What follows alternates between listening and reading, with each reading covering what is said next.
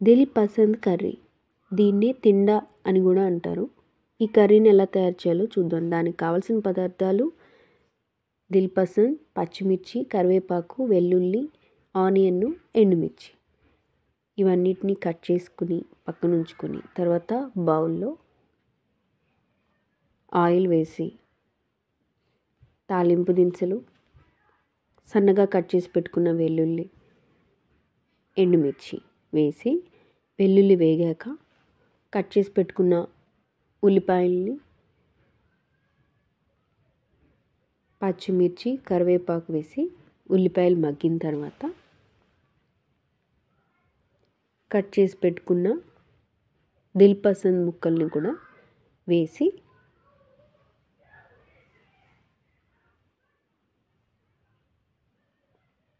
పసుపు, ఉప్పు, కారం, కొద్దిగా అల్లం వెల్లుల్లి పేస్ట్ వేసి